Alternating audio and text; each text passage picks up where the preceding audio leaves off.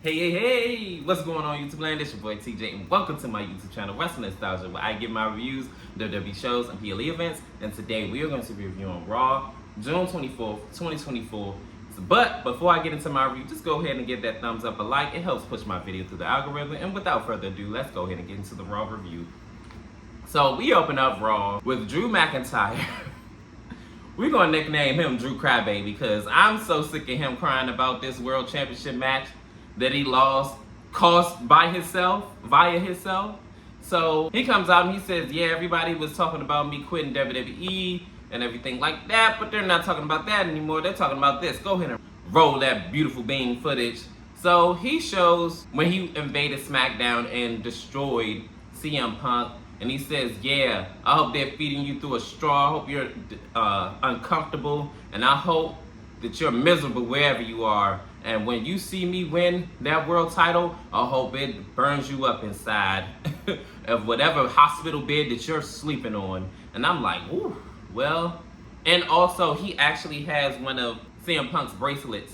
And he said this probably only cost like 50 cents. A fan gave it to you, and it has the names of his stupid looking dog and his wife. And he says that when he cashes in the Money in the Bank, once he wins that match, he's gonna cash it in on that same night despite of you. So we're gonna see what's gonna happen between CM Punk and Drew McIntyre, but I'm gonna save my thoughts on what I think is gonna happen and what Drew McIntyre thinks is gonna happen, but we're gonna see how it all pans out. In this next segment, they show Chad Gable, and I'm like, didn't this man get pow? Like, what? Like, he had a freaking blood thing running right here. How is he still involved in this triple threat match that's for the, you know what? We're gonna see what's gonna happen with this because I'm lost. I'm confused. Shouldn't he be selling the injury?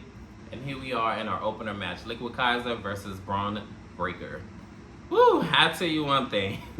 They started off with the collar elbow tie up. Braun Breaker, of course, backs Liquid Kaiser up into a corner and he's playing with him. And then Liquid Kaiser slaps him, and then Braun Breaker chokes him out in the corner. Liquid Kaiser ends up kicking him in the face and everything like that. This is when the fight ensues. Braun Breaker ends up doing that whole thing when he runs really fast towards the ropes and then he smashes into Liquid Kaiser. And then from there, they had a little bit back and forth. He sends Braun Breaker into the ring post and then he drop kicks him. Then this is when they fight on the outside. Braun Breaker gets the best of Liquid Kaiser. Then he winds up clotheslining Liquid Kaiser on the announcer's desk from the apron, and this is when the commercial break ensues. In the conclusion of this match, Liquid Kaiser is getting the better of Braun Breaker up until he fights back, and then he ends up doing that Hurricane Rana off the top rope, and then it looks like he's about to go for a spear. They ended up on the outside of the ring, and Liquid Kaiser gets the best of Braun Breaker because he tries to spear him on the steel steps, but he moves out the way. Liquid Kaiser ends up trying to do that little running drop kick on the steel steps to, I guess, incapacitate him and send him out on his way, but that doesn't work because this is when Sheamus comes out and hit him with the running knee. He tries to send him through the table with the powerbomb, but Sheamus gets speared by Braun Breaker. And they are all out, and Braun Breaker is the one left standing. I tell you one thing, these three in a storyline, I didn't think that was going to do much for me, but I'm thoroughly entertained, to be honest, and I'm interested in seeing who's going to come out on top. I'm pretty sure it's going to be Braun Breaker, but we'll see what WWE cooks up. In this next segment, it is Dominic Mysterio, and I guess Liv Morgan somehow got his number, and he's talking to Damian Priest with the rest of the members of the Judgment Day, and I guess she must have sent him a risky text because the way that Carlito's face looks, he looks like the greatest thing ever just happened in front of his eyes. He's all like, that's cool. So Damian says you need to end things with Liv tonight and you need to do it like ASAP. So, and he also said that I wouldn't want to be you to have to explain to Rhea Ripley what's going on between you and Liv, which is her biggest op right now. So then he turns his focus onto the Judgment Day after Dominic leaves, and he said, you guys are sitting up there playing games and Braun Strowman is still not taken care of, but hey, by all means, you go ahead and play your games. So the remainder of the Judgment Day all come together and says that, hey, yeah, he's right, we need to just go ahead and take care of Braun Strowman. If he enters into the Wyatt Six, I think you guys are screwed because at that point, he's going to be untouchable, but hey, go off, Judgment Day. In this next matchup, it is Shayna Baszler versus Kairi Sane versus La Valkyria for a spot in the Money in the Bank match. So they all are trying to jock for positions and get their moves set in. It is Shayna gets kicked out in the corner while Kairi Sane and La Valkyria fighting it out. Shayna Baszler ends up getting involved in the fray and they wind up fighting it out.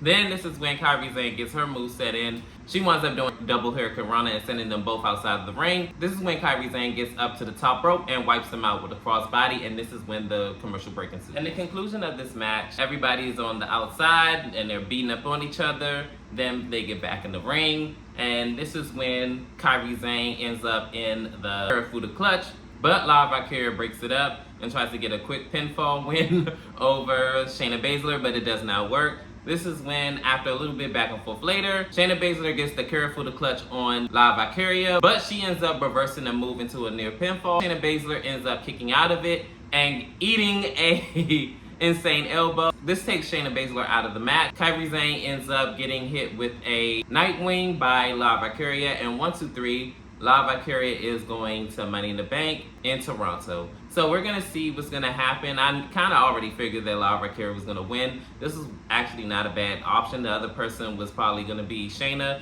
And to be honest, Kairi Sane actually wrestled a lot better during this match than any other match, to be honest. Like, she has it in her, because if anybody's seen her NXT days, she really can go in that ring. But it seems like ever since she wrestled with Nia Jax, she just haven't wrestled the same ever since. But we're gonna see if she has an upward momentum from here or it goes down slope.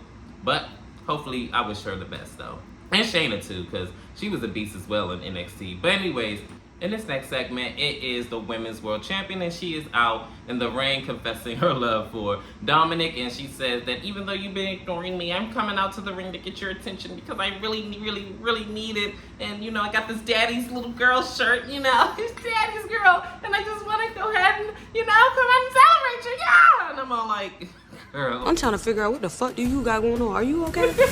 So she comes out, and instead of being Dom Mysterio, it is Zelina Vega. And Zelina said that I'm going to do everybody a favor and shut you the hell up. I'm tired of you and this whole little obsession with Rhea Ripley's sloppy seconds. But how about this? Tonight you put up that Women's World Championship. So Liv Morgan says, well, how about next week? Because I'm kind of in the middle of something. Anyway, so she said, oh, I'm actually not going to wait until next week. So Dominic Mysterio finally comes out, and he says that he wants to help Zelina Vega, and anybody but Liv Morgan, being the world's women's champion, would do and suffice.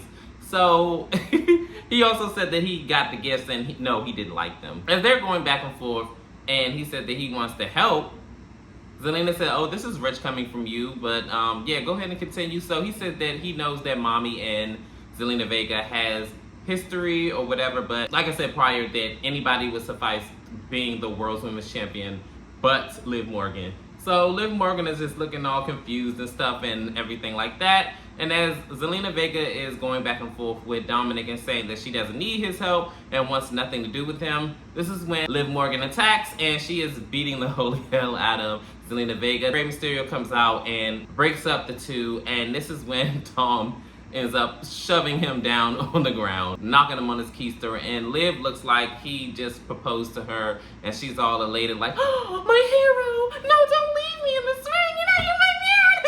And he all like, I'm not your man.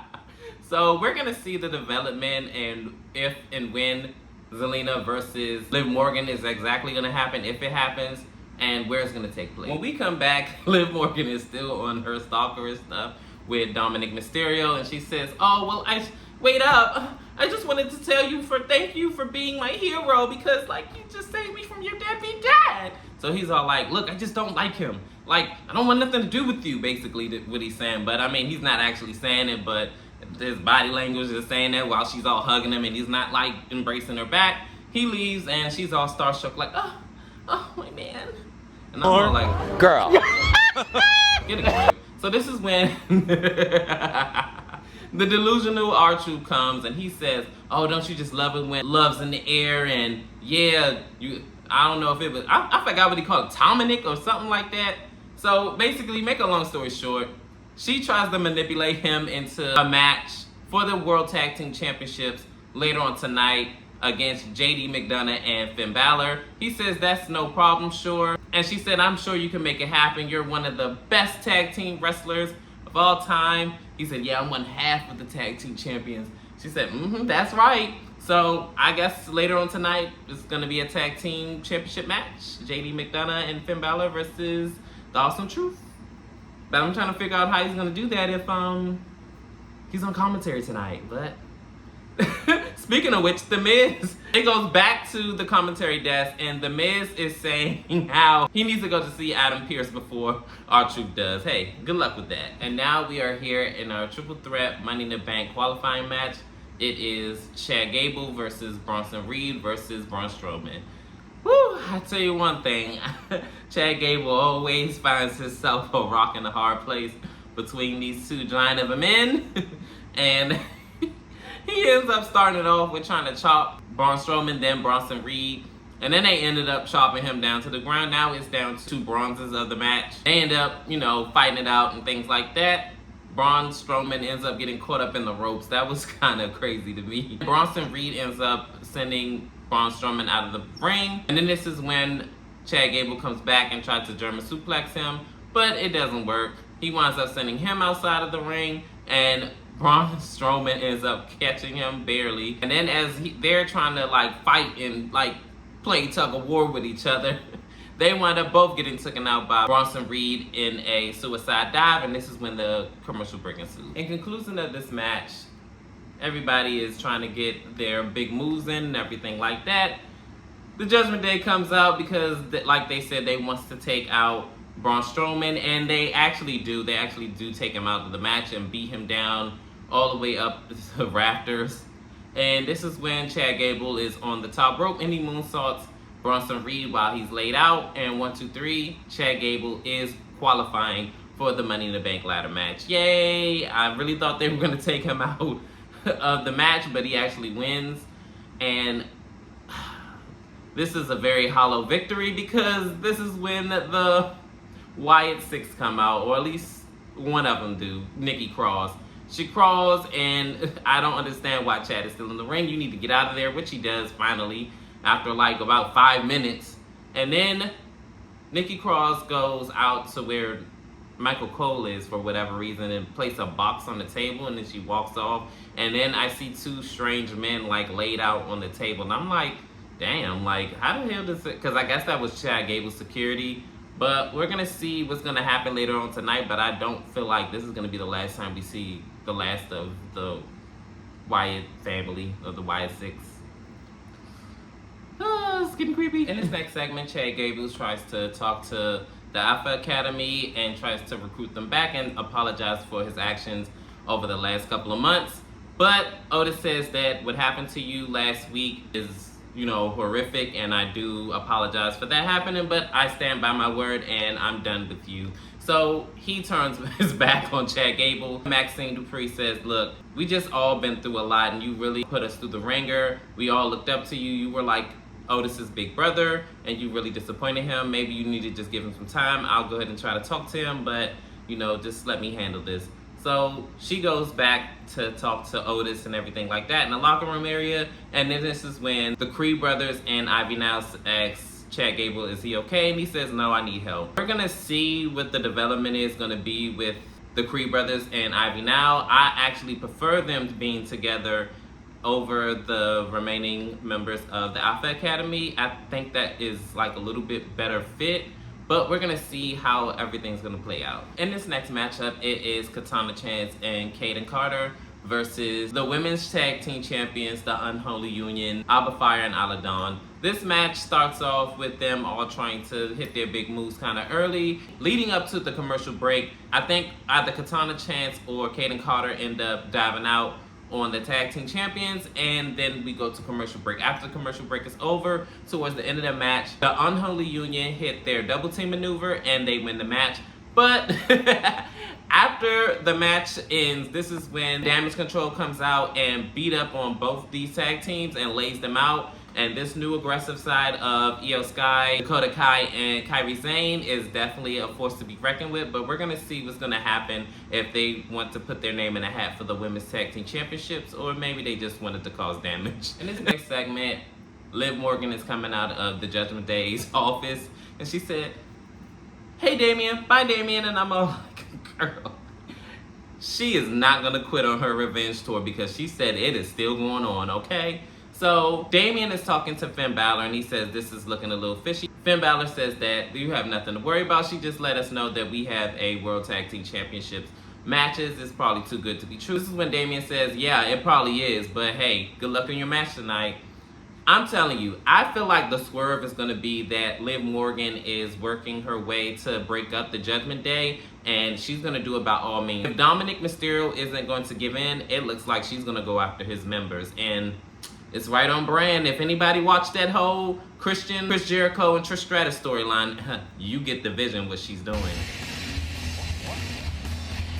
Oh my God! Oh, for God's sakes. The two-top tango, look there! In this next segment, Damian Priest comes out to address his audience, aka the World Heavyweight Champion, Le Champion, and he is interrupted by Seth Rollins, and he comes out and he basically one-ups the stakes, and he says that if somehow you beat me, that for as long as you're world champion, I cannot challenge you. But if I win, you have to leave the Judgment Day. So Damian Priest agrees, and this is when Gunther comes out, and he says it doesn't matter who wins. Basically, I'm coming after whoever the winner is, and everything is obsolete because I'm going to win the World Heavyweight Championship at SummerSlam. Because remember, he is King of the Ring, so he's granted a World Championship match. So we're going to see what's going to happen, who's going to win between Seth and Damian Priest for the world title. Is he going to leave the Judgment Day, or is he going to prove Seth Rollins wrong and he can do it on his own? We're going to see. In this next creepy segment, it is Bo Dallas, and he's talking to Uncle Howdy, I guess you could say, which are the same people. We're seeing him have a conversation with himself. And basically in the gist of the conversation with himself, he is saying how that everybody wants to just forget about Bo Dallas after Bray Wyatt passed, and that just wanted to forget what he fought for and what he stood for and everything like that. But he said that last week he made them remember, and he sure enough did. And we're going to see what's going to happen with the Wyatt Six and with Bo Dallas. In this next matchup, it is Kofi Kingston versus Karrion Kross. I'll tell you one thing, I'm tired of WWE doing these 2-minute matches and then going to commercial break. It's really annoying, but hey, it is what it is. Kofi Kingston ends up tries to swing right out of the gate. It works for about a half a second, and then this is when Karrion Kross hits like about 2, maybe 3 moves. Then we go into commercial break. After commercial break, Kofi Kingston is getting the better of Karrion Kross, and then all of a sudden, after like a few moves later, they switch to the Tacatron, and this old man is in the camera saying, "Is it worth it, Kofi? Is it worth it?" So Xavier Woods is getting beat down by AOP, and they are just trashing him. And then Kofi tries to go out for the save, and it does not work. He winds up sending himself through the ropes after Karrion Kross ends up grabbing him up and getting him back in the ring. Then he hits his move, which is the final prayer, and 1, 2, 3. He wins this match. I tell you one thing, I like that move way better than that axe handle thing that he did before. I didn't like that. And that submission hold was pretty gruesome too, but I just hate the fact that people are not really feeling Karrion Kross, because he really can go in that ring. I blame Vince McMahon so bad because he had so much aura and hype around him, but now it's just like crickets. So I don't know if we'll ever get that Karrion Kross back, or at least like that aura. Everybody feeling something with him, because I feel like a big part of that really is Vince's fault. But hey, we're going to see what's going to happen with him and the trajectory of his career from now on, but it's looking pretty bleak. And finally, we are here in our main event for the World Tag Team titles. It is the Awesome Truth versus the Judgment Day, Finn Balor and JD McDonough. So, I'm going to just go ahead and get towards the ending of the match. So in the first half, it looked like JD and Finn Balor are getting the best of the Awesome Truth. And then in the second half, after the commercial break, The Miz was on fire and he was doing his thing. He even hit a double DDT on Finn and JD McDonough. and almost gets a near fall after the skull-crushing finale. When The Miz hit his skull-crushing finale, Carlito put JD McDonough's foot on the bottom rope. Braun Strowman comes out. And also, I almost forgot that Liv Morgan came out before the commercial break. But at the end of the match, it is R-Truth. Looks like he's about to end this match, but Liv Morgan ends up standing on the ring apron. She distracts R-Truth and she hangs him up on the top rope. This gives the opportunity to Finn Balor to hit his dropkick and the coup de grace, and 1, 2, 3. We have new World Tag Team Champions. Not gonna lie, I'm very ecstatic about this decision because I was not feeling the Awesome Truth after a while as Tag Team Champions. I do feel like they are a good asset to Raw. They are, you know, a comedic relief, but they don't actually need to be World Tag Team Champions. I'm glad that Serious Tag Team is champions now, so the reign of terror is over.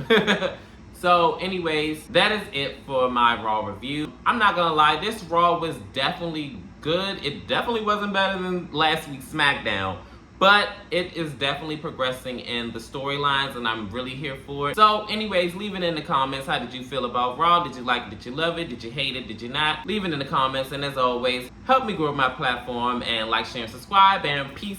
TJ, I'm out.